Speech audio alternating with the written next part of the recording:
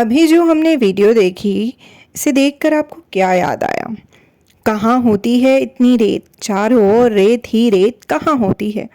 भारत में से कौन सी जगह है जहाँ पर रेत ही रेत होती है, रेगिस्तान होता है? सोचिए तो।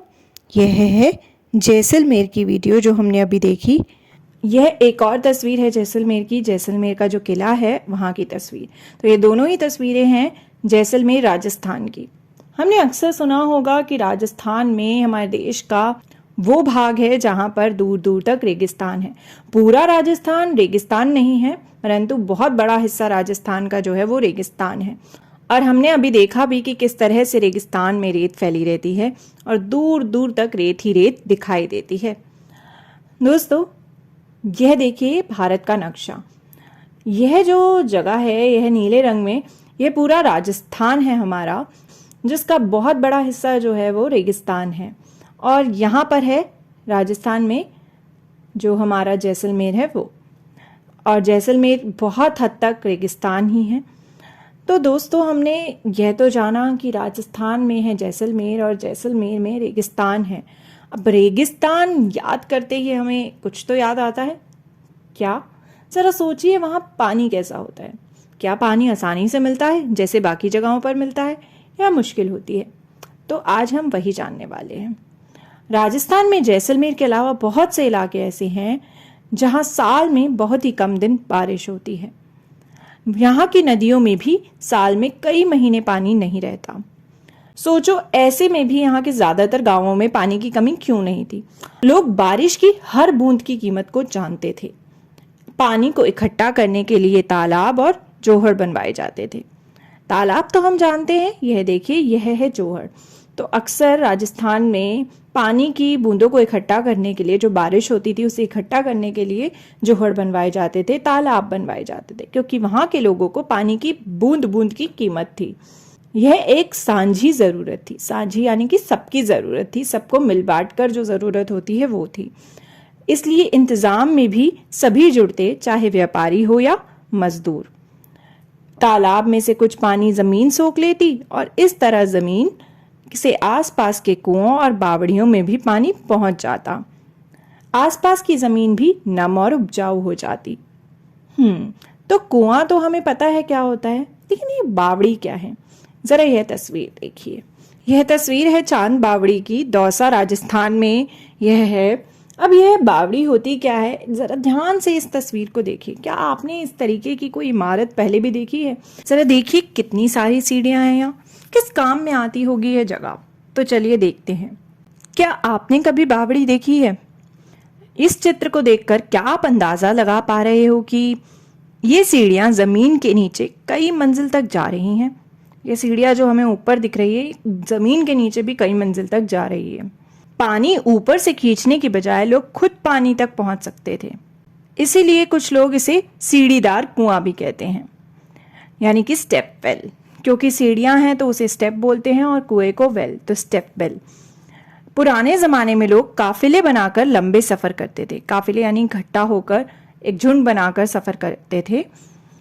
अक्सर लोगों का मानना था कि प्यासे यात्रियों को पानी पिलाना बहुत अच्छा काम है, इसलिए कई जगह बहुत ही सुंदर बावड़ियां बनवाई गई थी।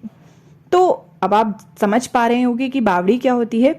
जैसे कुएं में हम पानी खींच कर निकालते हैं बाल्टी से, ऐसे ही पुराने ज़माने में बावड़ियां बनवाई जाती थी, जहां पर जो पानी है उस तक पहुंचा जाता था सीढ़ियों के जरिए। जैसे कि ये बावड़ी हमें दिख रही है, चांद बावड़ी। ऐसे ही दिल्ली में अग्रसेन बावड़ी है, और भी बावड़ियां थी। आज के समय में उनका इतना उपयोग नहीं होता है, पानी भी नहीं होता है कई बावड़ियों में, लेकिन एक ज़माना था जब इन्हें उपयोग में लाया जाता था। आज के ज़माने में कई बावड़ियां सिर्फ खंडर बनकर रह गई हैं, उन्हें उपयोग नहीं किया जाता। तो ये बावड़ियां जो थी, ये भी एक तरीका हुआ करते थे राजस्थान में पानी को संजो कर रखने के लिए। जो बारिश का पानी होता था उसको संजो कर रखने के लिए। इसके अलावा घर में भी बारिश का पानी इकट्ठा करने का इंतज़ाम होता था। घर घर में यह इंतज़ाम होता था, जो यह हम तस्वीर में देख सकते हैं। यह तस्वीर ली गई आपकी NCERT की कक्षा 5वीं की पुस्तक आसपास के पाठ 6 से। ज़रा देखिए, ये जो तस्वीर है इसमें एक घर बना हुआ है और एक औरत जो है वो पानी जो है वो खींच रही है एक बाल्टी के ज़रिए। और वो जो पानी है वो कहाँ से आ रहा है?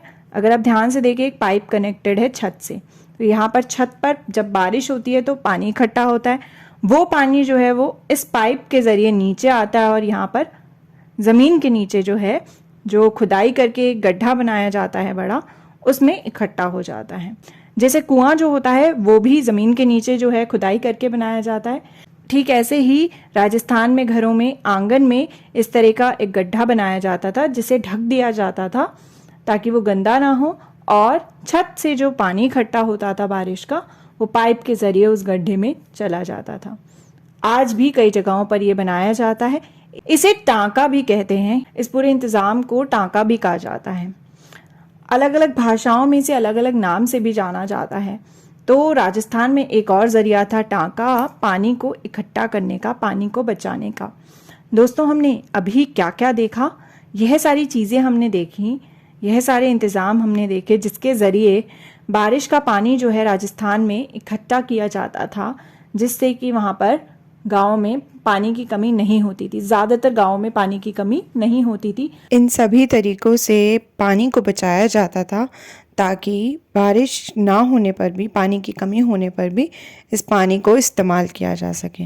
सबसे पहले यह देखिए, यह एक बावड़ी है, यह एक पुराना तरीका है। उसके अलावा यह है एक जोहड़, यह है कुआं यानी कि वेल, और यह है टांका।